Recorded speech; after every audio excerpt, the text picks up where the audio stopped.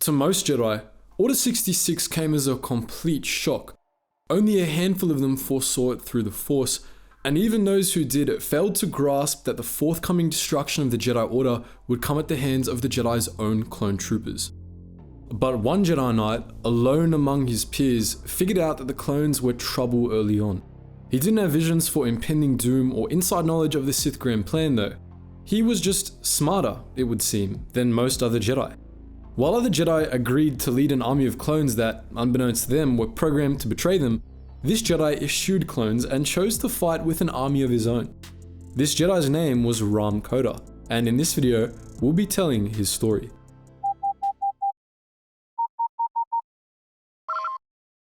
Attention, Sergeant on deck! Rahm Kota came late to the Jedi Order, far later than Force sensitives were usually admitted. By the time he was discovered by Mace Windu, he was already 18 years old and he'd already seen more than his fair share of carnage. Kota came from a war-torn world, recruited at the age of 10 into one of the planet's many armies. For 8 bitter years, he participated in the horrific trench warfare that was the norm on his world. He might have died in those trenches were it not for Windu, who discovered Kota when Mace travelled to Kota's homeworld to put a stop to the fighting. It's unknown if Windu successfully pacified the planet, but regardless, he brought Rahm Kota with him when he returned to Coruscant. For some reason, the Jedi Council chose to train Kota. This was not only in spite of the age rule, but also in spite of the emotional turmoil Kota had experienced in 8 years of war, which you'd think would have precluded him from training due to the risk of him falling to the dark side. It's a complete mystery why this exception was made. Kota trained under Grandmaster Yoda himself, and he was a bit of an outcast during his early years, as he had an abrasive personality. After attaining the rank of Jedi Knight, Kota became a bit of a pain in the Jedi Council's backside. He was critical of what he saw as the Council's unwillingness to do what needed to be done, urging for the Jedi to use Force more often, especially against criminal groups. This was a mindset that had led many Jedi to the dark side in the past, but the Council apparently overlooked Kota's extremist views, probably since he was highly competent and always willing to volunteer for the Order's most dangerous missions. By the time of the Clone Wars, Rahm Kota had achieved the rank of Jedi Master and was one of the best tacticians in the Order. After the Battle of Geonosis, he was given the rank of Jedi General in the newly formed Grand Army of the Republic. Unlike his fellow generals, however, Kota refused to take command of a clone unit. He didn't believe that the clones were capable of enduring the worst war had to offer, as his experience fighting on his homeworld had shaped him to believe that only recruited soldiers were worthy of his trust on the battlefield.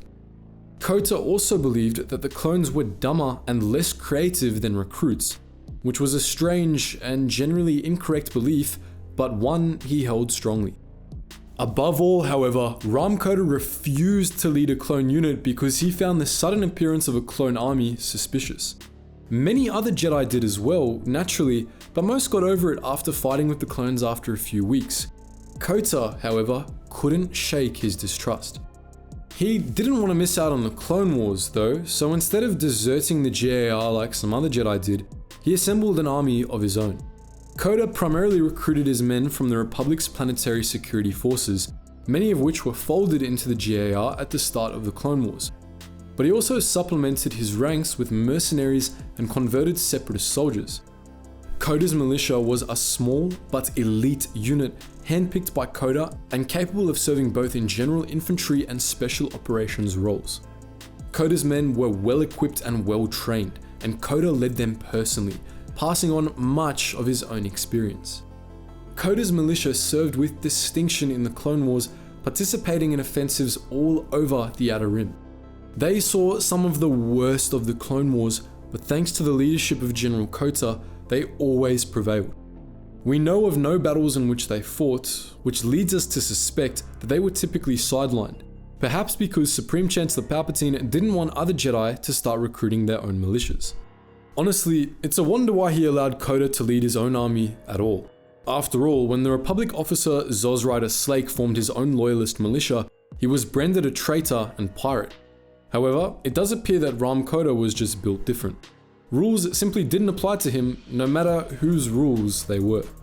When Sidious issued Order 66 to all Republic troops at the end of the Clone Wars, Kota's men refused to carry it out.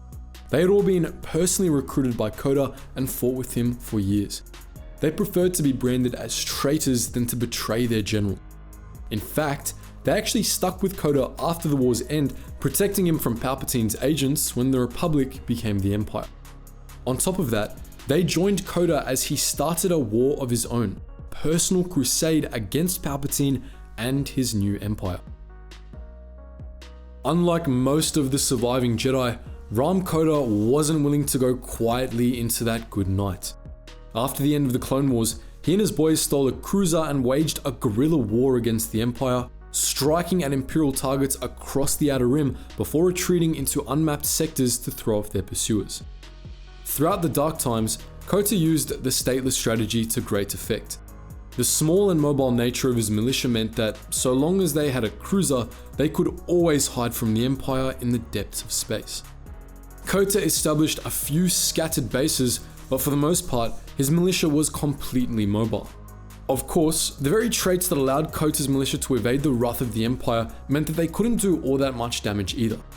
They were annoying to be sure, but they were hardly a threat to the might of the Imperial military.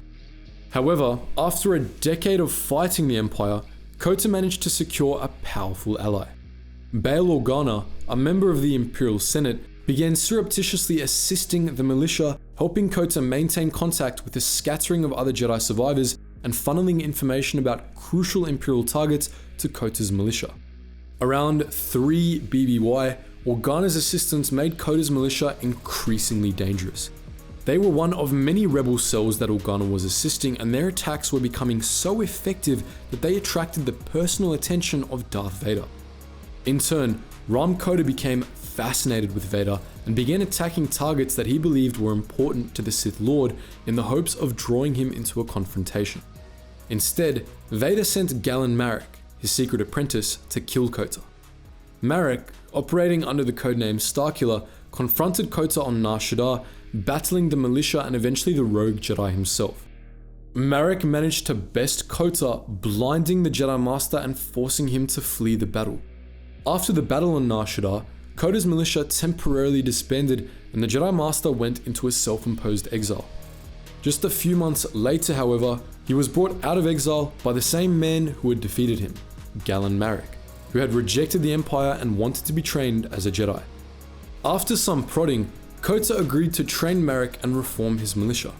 He resumed contact with Senator Organa, who, along with Senators Mon Mothma and Garm Bel Iblis, formed the Alliance to restore the Republic in 2 BBY.